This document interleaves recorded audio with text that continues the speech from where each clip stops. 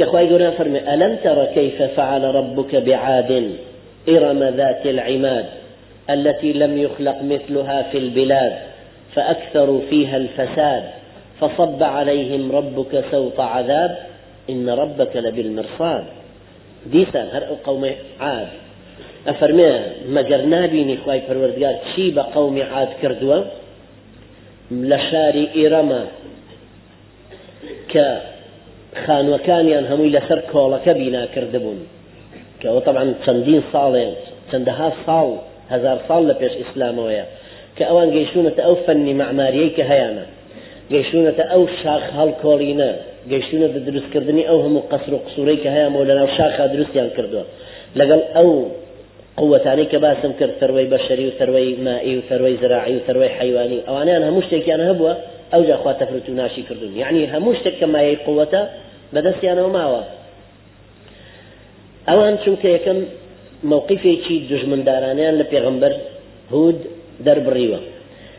إصرار بيان كده صور بون لسر أو لسر كفر خوان بمنوا پیغمبرك شيان تاوان بار كردوا پیغمبران که خوشویستی خوان وقتی که تاوان بارکرین بپی سنت قرآنی خواهی گوره تدخلك دفاعیان لیبکا قالوا مجنون وازدجر وقتی با سیدنا نوحیان و دوتیان شیط و پالیان پیونا و دریان کرد خواهی گوره لرقی ویا فرمی ففتحنا عليهم أبواب السماء بماء منهمر يان حتى إذا استيأس الرسل وظنوا أنهم قد كذبوا أتاهم نصرنا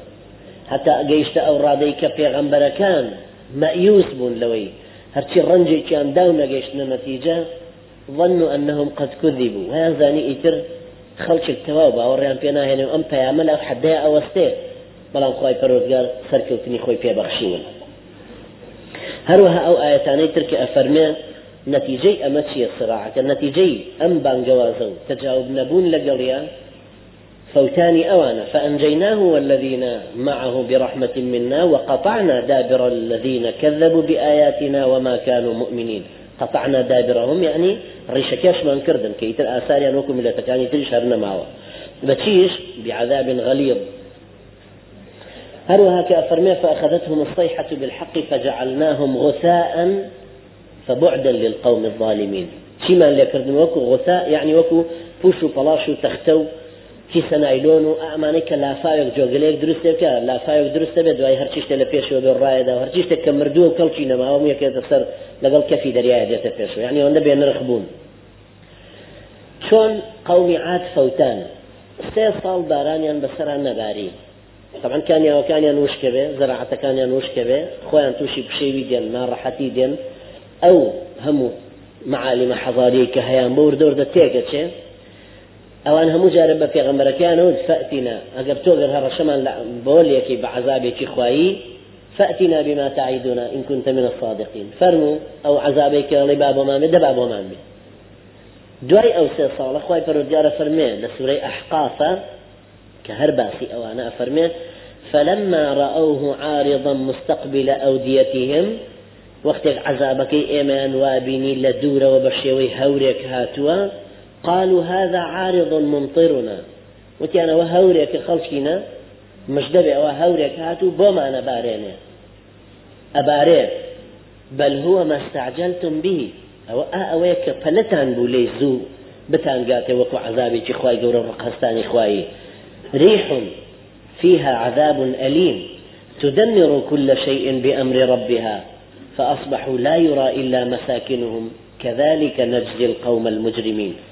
تفسيري وآياتا فرميتي وقت كبينيان وكو هوريك وفلا هوريك وهاتو مجدي خوشي بي وكيترو أنزاني أما هوريك وباراني لي وأباري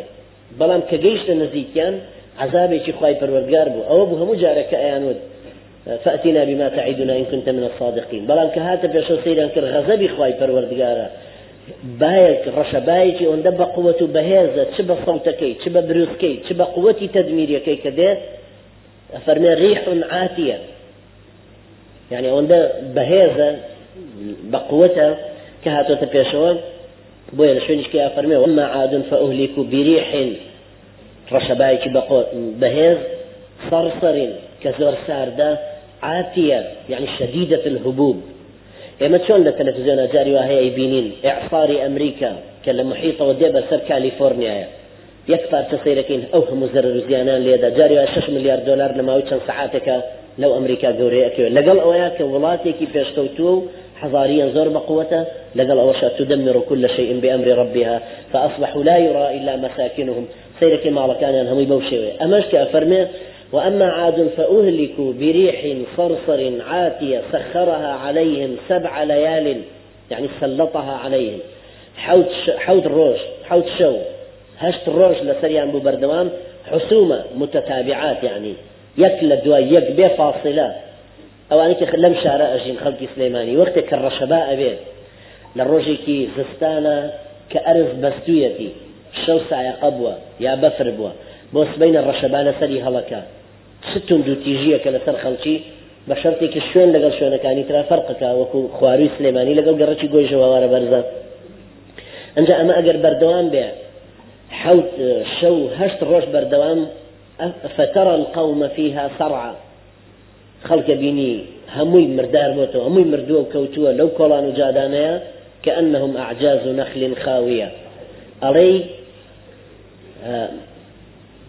آخري زستانة وهاتوا بسر دار خرمايا يعني دار خرما كلا سرتاي زستانة وهر شبايل يدا وسرما وصول اليدا وبفر وزقم هليتكين حتى قات نهايتي زستانك شيء فهل ترى لهم من باقية آية يشك أبيني لأن ما بيته خواي قربنا ما بدا بويا لو آيتي أحقافك أفرمي فلما رأوه عارضا مستقبل أوديتهم قالوا هذا عارض ممطرنا جي أملك كبويا درست به چونك أم آيات دو عذابي تيا يكان عذابي نفسي يكان عذابي جسدية عذاب نفسي كأويا كسيس صالة وشكو قحطة جرانية شاوري واكن باران ببارك كوقتك بارانك هورك ملامحي درك يوديبر والريان أمليان بوزين دو بيتو ديسان كهذا عارض ممطرنا أنجا أملي كان بوي درست به الرجاء كان بيويتي بلام لبرك أو نامنه هذا عارض ممطرنا بل هو ما استعجلتم به ريح فيها عذاب أليم تدمر كل شيء بأمر ربها فأصبحوا لا يرى إلا مساكنهم كذلك نجزي القوم المجرمين لقل أماك أمليان بو ما آودان كردنو به ما تدمير كردنو الرخاندن ويرانكاري شي غير خطر وكشتني هم يعني كاي هروها عذاب بدني أوسر موصولش طبعا لولاتي إيما هستيكريت شو كولاتي كي ساردة بلان براسي إنسان كان سيري أو أوروبا بيشكوتوأك همو صالك لزستانا بمعدل لولاتانا لأخبار أي بيستيك خلق الرقبة وتولى سرنا لنا جرقي أمسترداما پایتەختی هۆڵەندا وڵاتێکی پێشکەوتوو خەڵکێکی بەبەزەیترین ڕەنگە ئەهلی هۆڵەندا لە هەموو ئەوروپایە لە هەموو کە زیاتر ئینفتاحیان لەسەر خەڵکی تر هەبێت دوای ئەوان ئیتاڵی دوای ئەو ئینگلیز مەسەلەن کەچی لەگەڵ ئەوەشا سەیرەکەی لە ئەخبارا بینی ئافرەتێک لەسەر جادەکە کەوتووە کەس هەڵی دەستاندۆتەوە شەو ڕەق بووە لەسەرما وەک داری لێ هاتوو یا بەیانی زوو هاتۆتە دەرێ بۆی جەریدەکەی بباتەوە ژوورەوە کە بۆی دانن لە حەوشەکە لە بەردەرگاکەی هاتۆ جەریدەکە بە قاچی هەڵخلیسکاوە کەوتووە کەس هەڵی ناسێنێت لەگەڵ ئەوەشە کە ئەوە انفتاحیان هەیە مجتەمەعاتی وا بێڕەحم ئەوجا تۆ حساب کە ئەمە ئەگەر بێت و ڕەشەبایەکی وا چندوتیژیشی لەسەر بکە کەس فریای کەس ناکەوێت خوای گەورە لاماندانەوە عەزابی بەدەنیش لەو ئاەتەیە وەکو لە ئاەتەکانە هەست پێ ئەکەین کە ئەنەما خوای پەروەردگار هەموو قین و غەزەبی خۆی لەگەڵ ئەو ڕەشەبایە ناردۆتە سەر ئەو قەومە وەکو ئەفەرمێن قالوا هذا عارض ممطرنا بل هو ما استعجلتم به ريح فيها عذاب أليم تدمر كل شيء بأمر ربها شون هسبيكين يكسر فأصبحت ديارهم خاوية سيرك المال كان هم الرخاون هروها لباسي أو رشبايش أخوي جورا أفرمي وفي عاد إذ أرسلنا عليهم الريح العقيم لباسي عادك أفرمي أو رشبايك نرى وتسريان كهيج منفعتي بهيج شويك يعني لهيج شيء غير غضب ما تذر من شيء أتت عليه إلا جعلته كالرميم أمر شباب نايا بسر هرشتك إلا وكو وشكي كاتوكو إسقاني بواوي ليك همشتك واليك بويا في غمر عليه الصلاة والسلام أفرمي لحديث صحيحة أهلكت عاد بالدبور يعني عاد بور الشبايا آثاري أنما يتر ريشكيش كرام حديثي بيغمر جزورة عليه الصلاة والسلام كهوريك الرشي أبيني عائشة رضي الله عنها فرمي في غمر عليه الصلاة والسلام كهوريك رشيب أسمان وأبيني هوريك تشر أسود درو هاتو جورو أقري لها الله جدا أترسا رنجي تيجتشو لما نفرسي أي في غمر إخوة بوخو خلق أملي في هيك باران باره أفرمي آخر أي أجر هاتو غضب إخوة بيوبو أي مقرنا ترسين لويك أما عقوبيك يشبه وكو أويك خواهي قورا ناردوك يسر قومي عاد يتشع لو حديثانيك إمام أحمد بخاري ومسلم روايتيان كردوان لعائشة ورضاي خواهي لبي أفرمان بيغمبر صلى الله عليه وسلم هر وقتك كهوريكي تسري أبيني يان رشبايكي بقوتي أبيني لدى متساوي هسنا بنارحتي وبشلجانا كرد أفرمي بيان موجودتم أي بيغمبر إخوة خلشي كهور بينن بيان خوشة چونك أملي أوان هيك باران بباره بلان من لدى متساوي تواشتيكي تر أفوان وكو بغزاندني أو حالته وكو نارحت بونو بشيوية پیغمبر صلى الله عليه وسلم فرموا يا عائشة ما يؤمنني أن يكون فيه عذاب شي أماني داوب من كأمهور عذابي خواي پروردگار نبي قد عذب قوم بالريح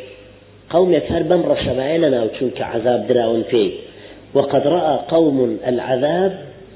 خلشت أم عذابك بيني وبأسمانك شي وتويتي قالوا هذا عارض ممطرنا وتوي أنا أما هوريك وأمل هيك باراني ليو بارك